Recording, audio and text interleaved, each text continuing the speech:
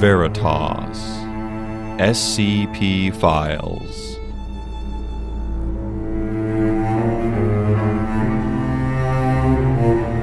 Episode 77 The Locksmith.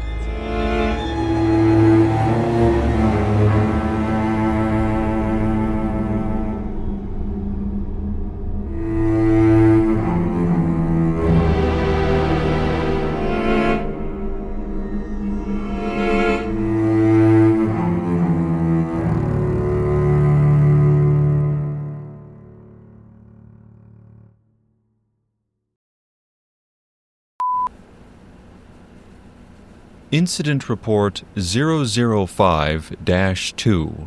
Second known report involving SCP-005, colloquially known as the Skeleton Key. Object Class: Safe. Risk Assessment Level: Low. Reported by D8615, also known as Charles Wendell. Report made July 25, 2000. This assignment is cursed. That key is cursed. Don't let its innocent appearance fool you. That thing is alive, and it doesn't like being studied. Whatever form of sentience it's got, it's not exactly the smart kind. It's angry, petty, and childish. And it's blamed me for the Foundation's studies. Me! Even though I've done nothing but follow orders. I can hear you outside my chamber, muffled and distant. You're trying to break in, smash through the locks. You'd better put some extra effort in for all you've put me through. I fear, though, that it won't let you open them. And even if it did, even if you could successfully pick one, there are thousands more. They're drilled deep into the concrete of every surface. The walls, the ceiling, the floors. Thousands of tiny keyholes. And something in me tells me that until you open every last one, that door won't budge an inch. But don't stop. Please don't stop. Please don't leave me in here. I've done nothing but follow your orders. I was a locksmith once. I was good at it, too. Good enough to get a few high-end customers, even. And maybe my fingers were a little light now and then, but what of it? If people lose their keys, forget their combinations, that's not theft. That's opportunity. Clearly, they didn't care enough about whatever it was they'd stashed away. Of course, the cops didn't see it that way. But the Foundation at least recognized the value of my trade. There I was, handed this key and assigned a workbench of my own on my very first day. SCP-005 is ornate enough to look special, but honestly, it's the sort of padlock key you'd buy in a hardware store in the 20s. Old-timey, heavy brass. But this one is the perfect skeleton key. It's really amazing in action. Got a digital latch? Tap. Biometric scanner? Put the key to the glass and voila! Combination dial, a quick poke, then twist the numbers and the tumblers relax. It didn't matter what it was that you called a lock, 005 would unlock it. Made my old job look like child's play. So of course the Foundation wanted copies. Who wouldn't? A universal replacement for lost passes. And of course a perfect tool for any sort of infiltration assignment. They gave me lab time, clearance to materials, everything I asked for. Well, within reason, of course.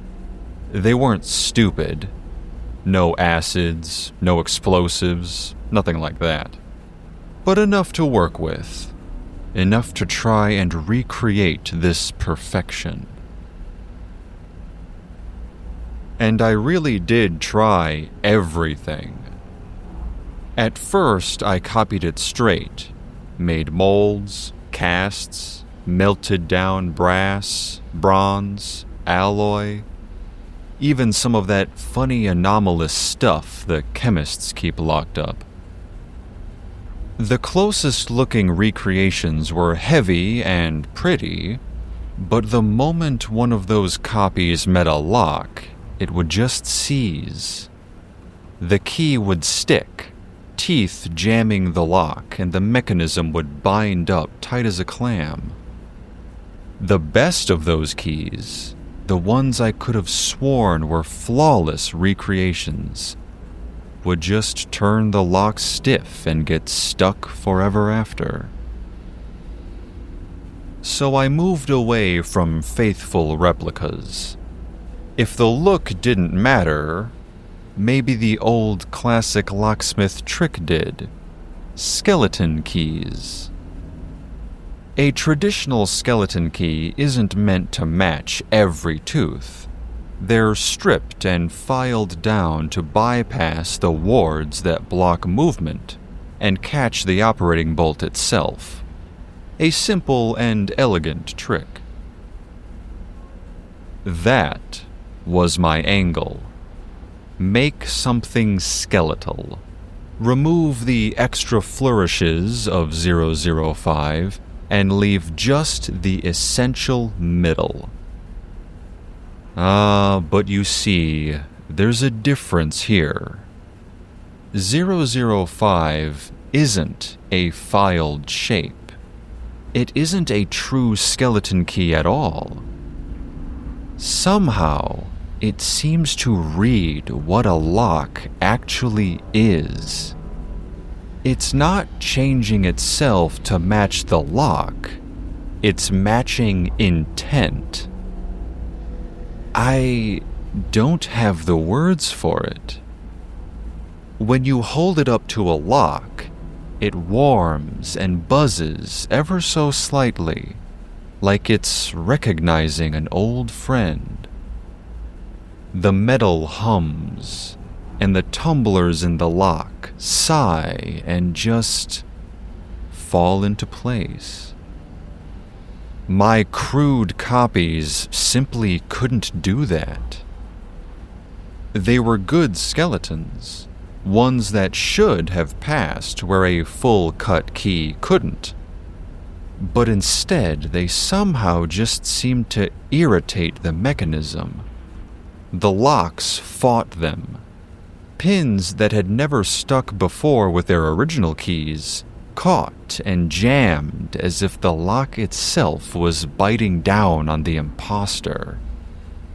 So from there, and this was brilliant, if I do say so myself, I tried mixing the tricks.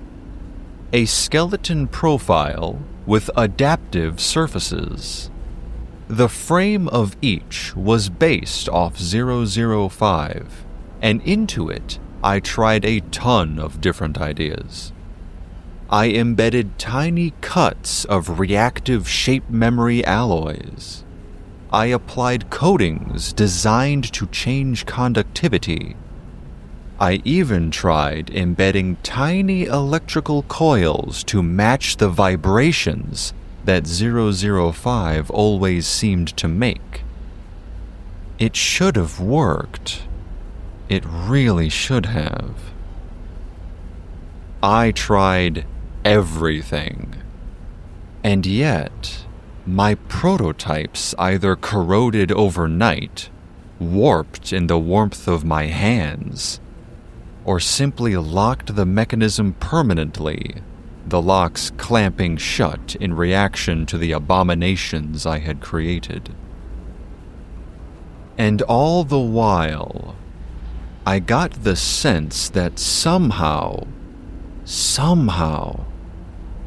that key had started to hate me.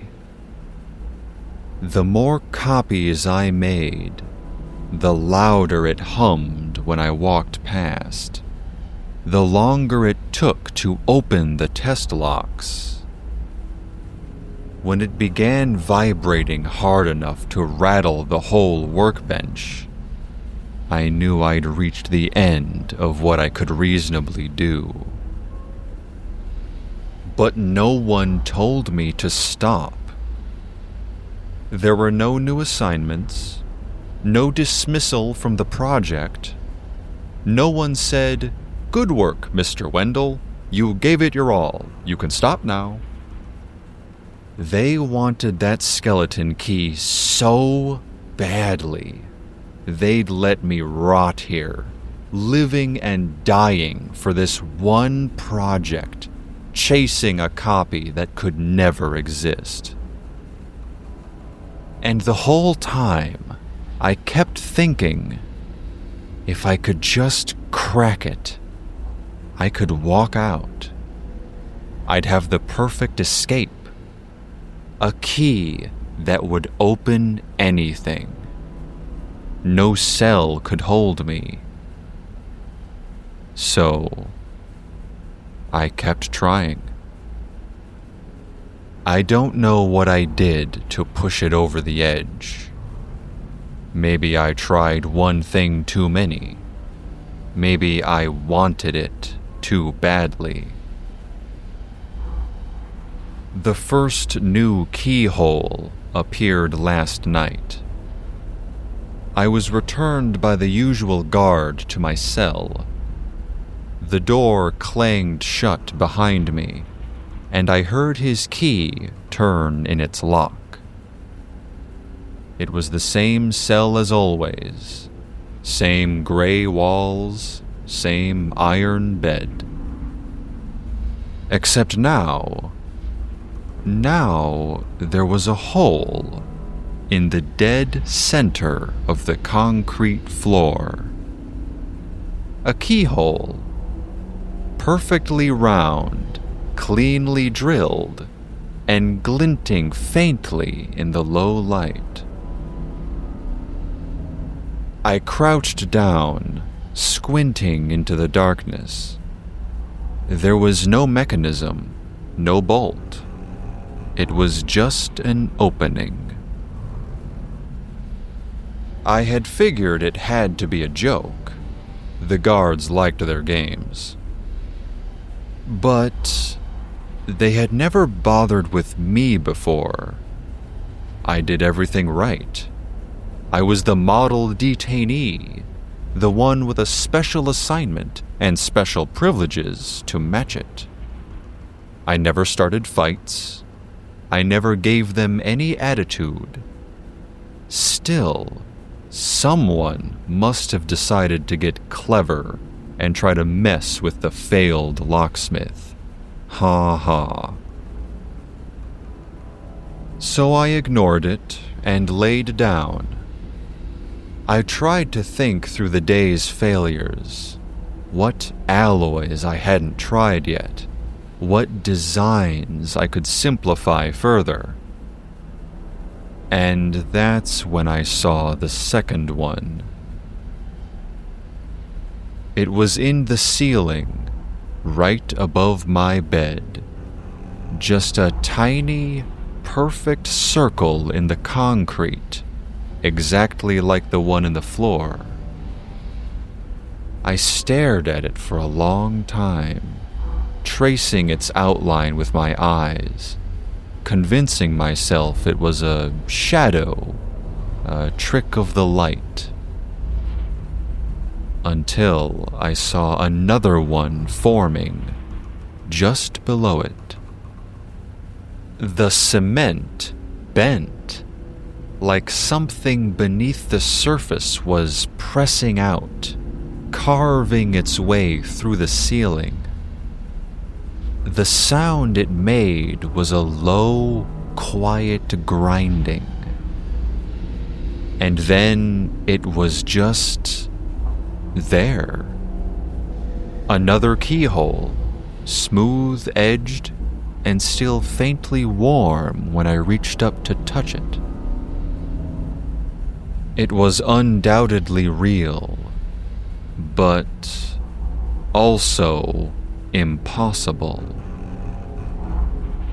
I almost called for the guards. Almost. But then I thought of the look they'd give me. The slow shake of the head, the smirk. They'd mark my file with that awful word, compromised. And that would mean no more lab access, no more special privileges, no more key. And I can't lose that glint of hope, not after all this time.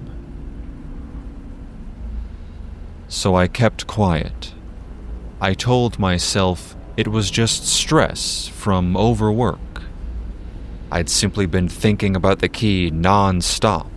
I'd been disappointed by yet another day of failures.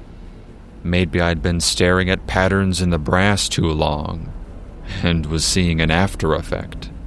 A mirage burned into my eyeballs.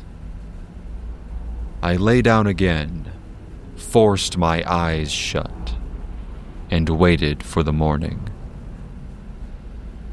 I don't remember falling asleep.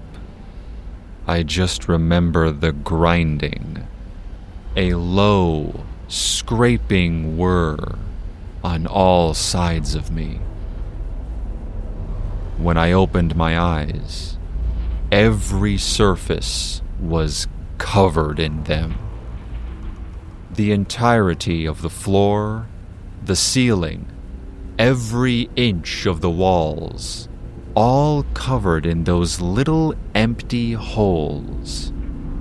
Thousands of them, staring back at me.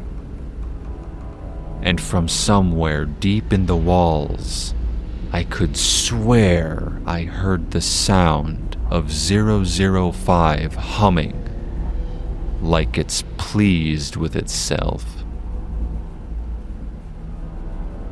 I don't know how long it's been since then. Hours? Days? Time doesn't move properly anymore. I hear the guards outside sometimes, trying something at my door.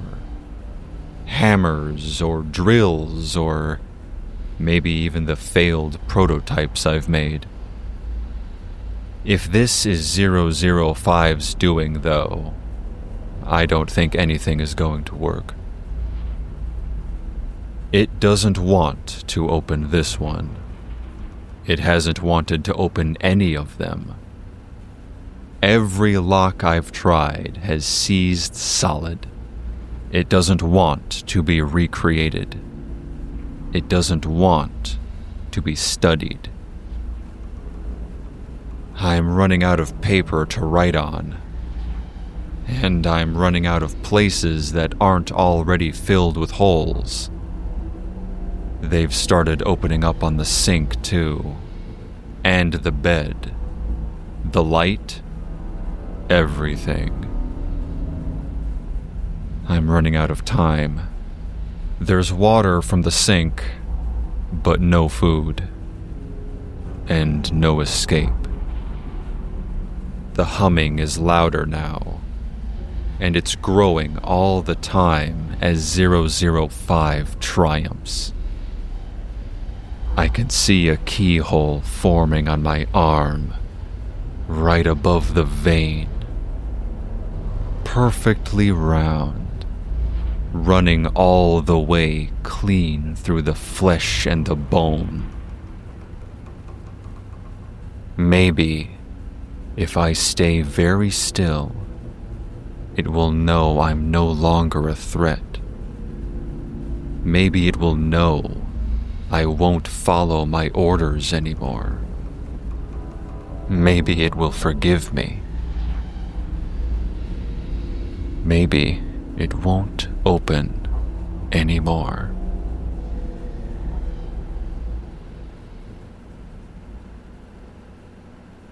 All finished? Mary, what, how long have you been there? A few minutes now. I'm not surprised you didn't hear me enter. You looked absolutely entranced. Sorry. I get into the zone sometimes, I guess. No kidding. You didn't even blink. Not bad for someone who spent half the morning trying to track me down. Ah, so people did pass on the message. The moment I got back. Sorry to vanish on you, but the door squid's been quiet lately. Passive. For the first time in months. I actually took this morning off, trying to remember what rest feels like. I even dusted off my old paints. You paint? When I have the time. Which, until now, hasn't been often. Containing that thing has eaten every ounce of my focus. Most nights I just drag myself home and collapse. What changed? That's what we're still trying to figure out. About 2 weeks ago, right before Niall left, it just stopped. We'd been keeping a constant watch because it had gotten big enough to warp the metal frame of the containment door. It would feint us with one limb reaching off in another direction while the others tried to pry at the seams. Smart thing. Annoyingly smart. We'd just finished replacing a shattered overhead light. The tank was half in shadow, so Seth and I set up spotlights along the observation floor, trying to get a clear view. The squid didn't like that. It kept shifting its body, blocking the beams, sliding in and out of the light like it was testing us. Then, all of a sudden, that awful, wet squelching it makes, its constant pulsing movement, just stopped. Everything went still. At first, we thought it was pretending again, playing dead. It's done that before. We waited 5 minutes, 10, all of us tense and convinced it was about to lunge into one of the walls. But it didn't. It just slumped there, its skin dimming a few shades, tendrils curled inwards like it was wounded. It's still alive.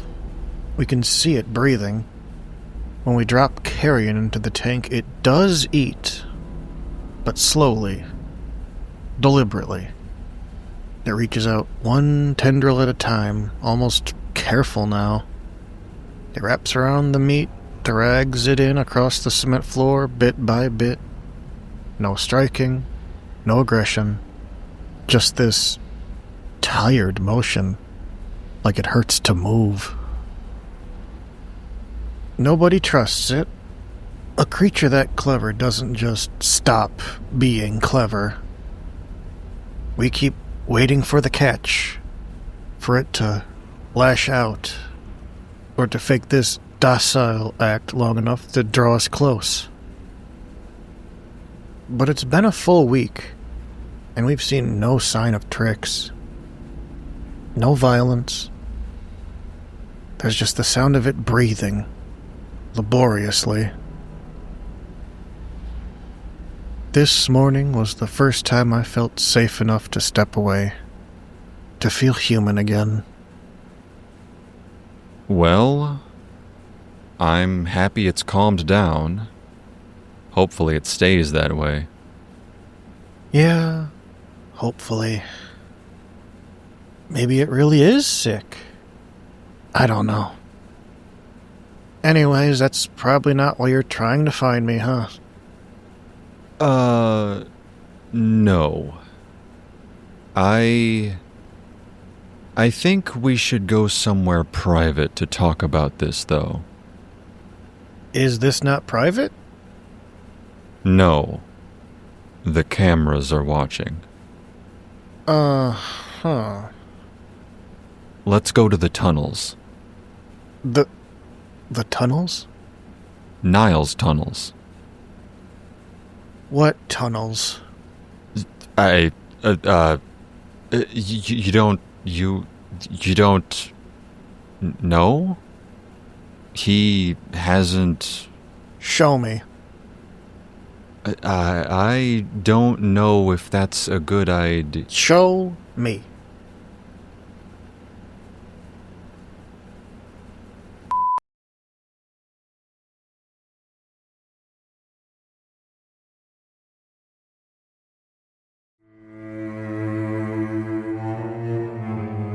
Vault Veritas SCP Files is a podcast inspired by the SCP Foundation. The Locksmith is based on SCP-005 by an unknown author from the SCP Wiki located at scp-wiki.com/SCP-005. It is licensed under a Creative Commons Attribution Share Alike 3.0 unported license. This episode featured Justin Gilner as Scott Anderson and Cody W. as Meriwether Parker. It was written and edited by Leola Angel. We welcome comments. Please rate and review us.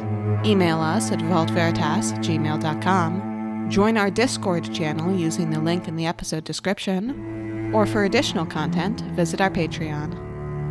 Thanks for listening.